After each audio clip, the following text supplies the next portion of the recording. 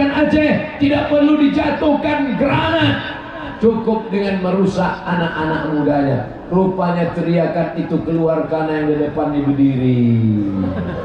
Duduk anak-anak muda, duduk. Duduk pelan-pelan, jangan kentut. Walaupun terpaksa keluarganya sikit-sikit. Rupanya ada ibu-ibu di sana. Ibu-ibu sehat, Bu? Ibu sampaikan ke anak ibu, aku tidak mau kau jadi pencuri, nak. Aku kandung kau 9 bulan 10 hari, kususukan kau 2 tahun. Aku tak ingin hanya membesarkan calon penghuni neraka. Setuju?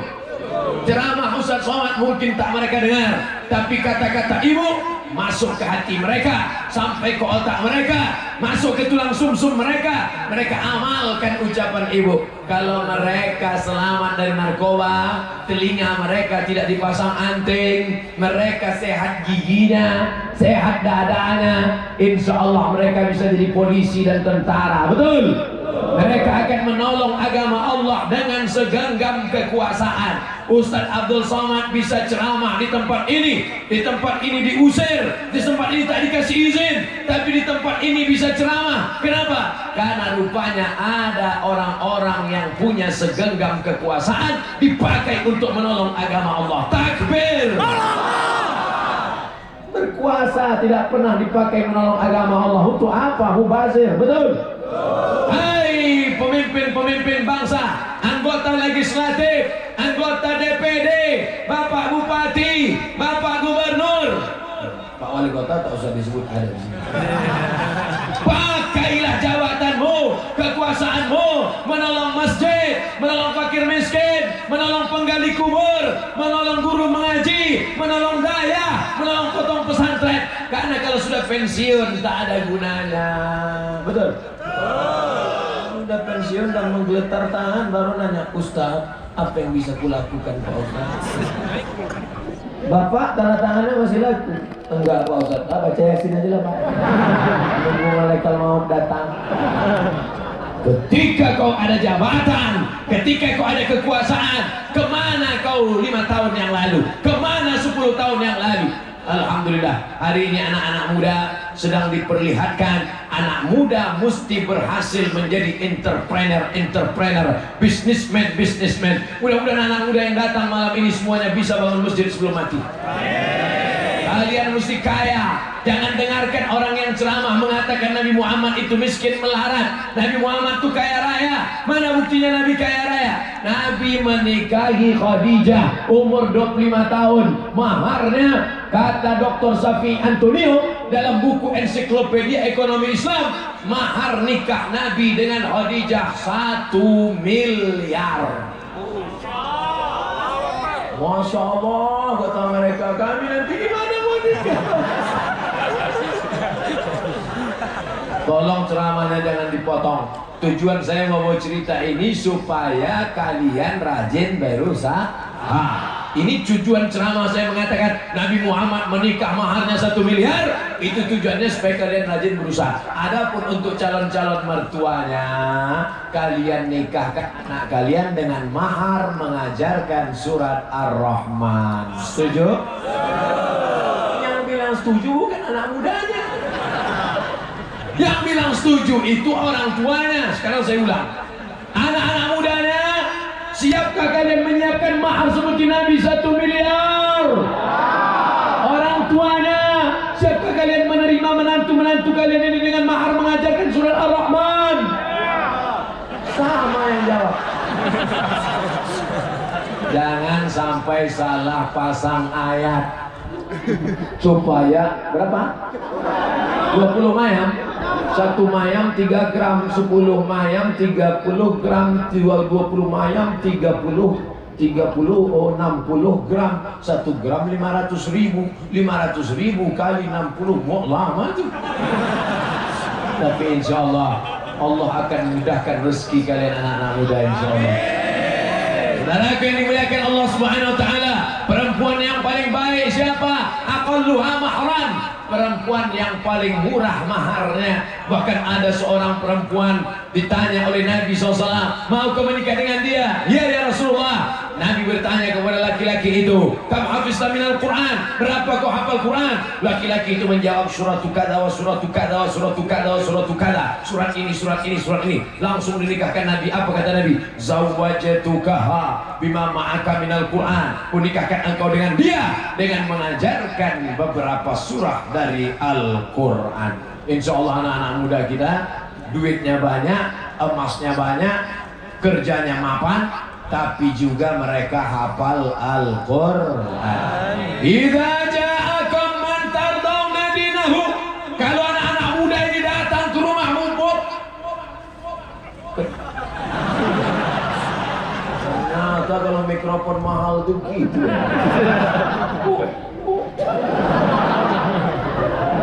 Luar biasa.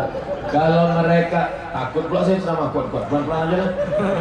Kalau mereka datang ke sini, idza ja'akum man tardawna dinahu, kalau mereka datang ke rumahmu, meminang adikmu, meminang anakmu, maka yang kau pandang dari mereka dua, din, baik agamanya, rajin dia ke masjid, sholat berjamaah. Ini banyak anak-anak muda ini sekarang, lautan kan ku seberangi, bukit kan ku daki, masjid KL ku lewati.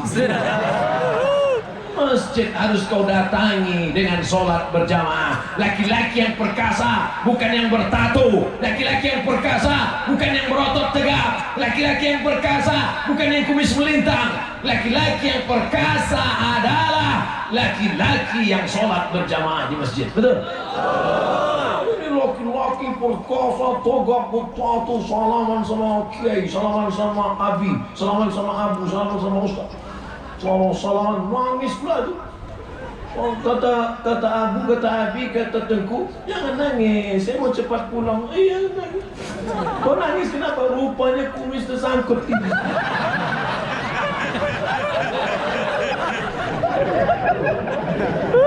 Menangislah karena hatimu lembut karena iktikaf di masjid. Betul? Nanti buat acara iktikaf di masjid KL. Jam 1 masuk ke dalam masjid, persiapan. Jam 2 baca Quran sampai jam 3. Jam 3 sholat tahajud 8 rakaat tambah witir. Jam 4 mulai muhasabah. Ya Allah, dosa kami begitu banyak, ya Allah. Kadang kalau sendiri susah menangis, tapi kalau ramai-ramai di masjid, tengok kanan menangis, kiri depan menangis.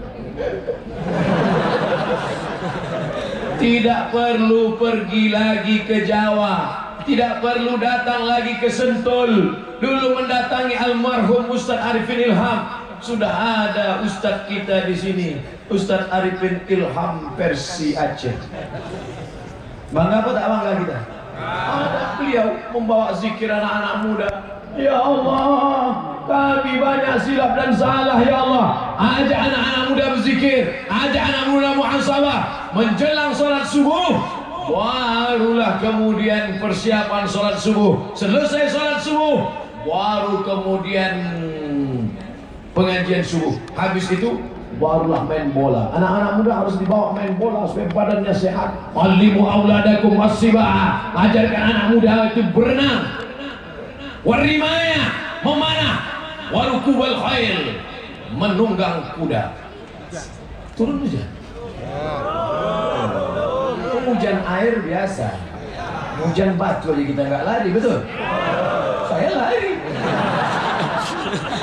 Melakin dimuliakan Allah Subhanahu wa Ta'ala. Kalau persiapan tablik akbar yang hanya beberapa hari saja bisa seramai ini, apalagi kalau habis pagar-pagar kita.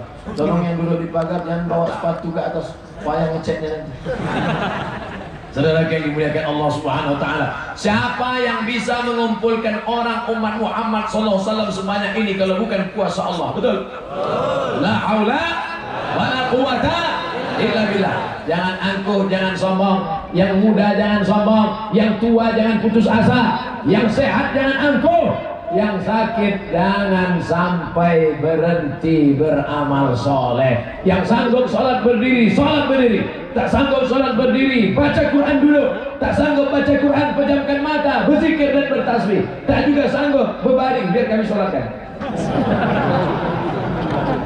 Maka kalian anak-anak muda, jihad kalian apa? Jihad kalian menuntut ilmu. Man kharaja fi talabil ilmi, siapa yang keluar rumah dengan niat menuntut ilmu, fa huwa fi sabilillah, maka dia sama seperti orang yang berjihad fi sabilillah hatta yarji'a, sampai dia pulang ke rumah. Apa kata Tuan Haji Arun, Ustaz Somad, ini tadi jamaah sudah datang sejak maghrib.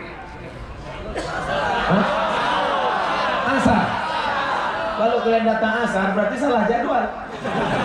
Datang asar saking semangatnya. Asar jam 4, jam 5, jam 6, jam 7, jam 8, jam 9. Sekarang sudah jam setengah 11. Artinya apa? Selama 5 jam tercatat dalam catatan malaikat 5 jam jihad fi sabilillah. Amin. Tapi kami bukan fakultas usuluddin.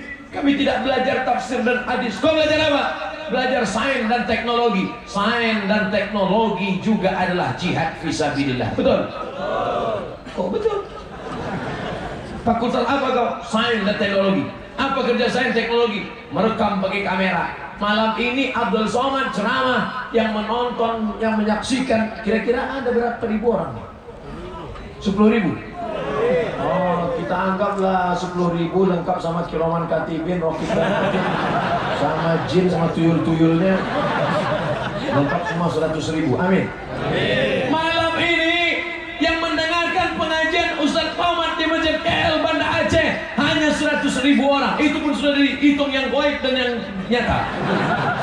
Tapi begitu diupload oleh anak sains teknologi ke dalam YouTube, maka 2-3 hari kemudian begitu dicek, ditonton oleh 2 juta orang.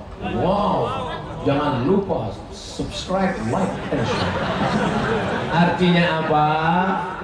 Tidak hanya beramal dari Fakultas Syariah Usuluddin Bahasa Arab, tapi juga bisa beramal dari Fakultas Pertanian. Betul? Pertanian kok bisa beramal? Nih, yang bisa nanam korma ini apa mungkin dari Fakultas Perikanan? Tidak mungkin. Lalu siapa yang bisa mengelola ini? Pertanian. Ustaz Somad, itu kebun korma, kebun sawit, kebun karet itu Ustaz. Kenapa? Punya orang. Mesti punya kita, tanah-tanah kita, air-air kita, bangsa-bangsa kita. Itu yang tercermin dalam lagu Indonesia Raya. Indonesia tanah. Sekarang tanahnya diambil orang, airnya punya orang. Jadi kok tinggal apa? Kentut sama ludah aja. Gimana orang mau segan? Gimana orang mau takut dengan kita? Kalau tanahnya bukan tanah kita, airnya bukan punya air kita, maka kelola tanahnya dengan anak-anak Fakultas Pertanian, kelola airnya dengan anak-anak Fakultas Perairan. Ada tak? Nanti kalian buat. Saudara yang dimuliakan Allah. Kau fakultas apa? Fakultas Perikanan Pak Ustaz. Pernah ternak ikan? Ikan menurut etimologi, ikan menurut terminologi, sejarah ikan. Pernah nengok ikan? Enggak. Gimana kau sarjana perikanan nggak pernah membuat kolam ikan? Membuat kolam ikan di dalam kertas bisa? Nggak pernah praktek. Praktek. Anak Banda Aceh harus punya karamba, harus punya ternak ikan, harus punya kolam ikan. Buat. Mana kolam ikanmu? Ini Pak Ustaz. Berapa ekor? 2. Mana kau punya kolam ikannya cuma 2? Memang 2 Pak Ustaz, tapi sebesar ikan paus. Mantap. Potong-potong gergaji, kirim ke Jepang. Nanti ikan itu akan mereka iris-iris kecil, campur dengan nasi, gulung, potong. Sushi. Kalau dia pandai main tenis, Susi Susanti. Yang dimuliakan Allah Subhanahu wa Ta'ala. Artinya apa?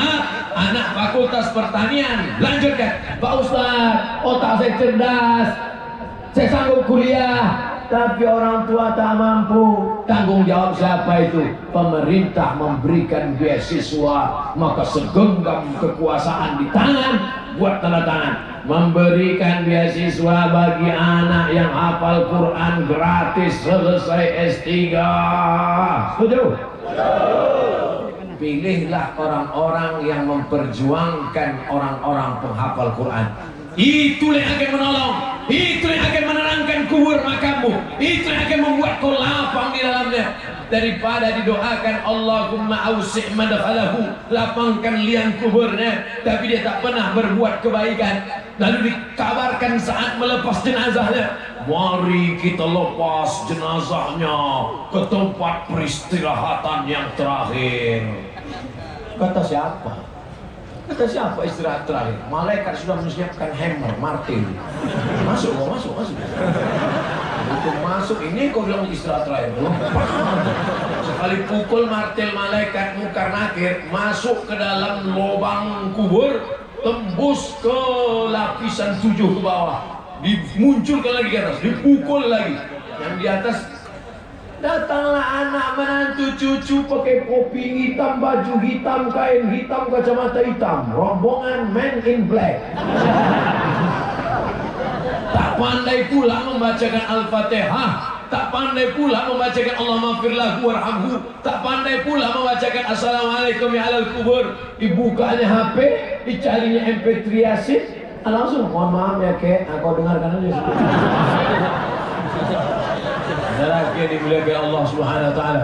Tapi ketika anak-anak muda malam ini yang datang berziarah kubur ke makam Abdul Somad di Riau, mereka pun datang. Yang pertama mereka cari di Pekanbaru nanti, apa yang mereka katakan? Tunjukkan padaku di mana kuburnya. Lagu Asep Irama.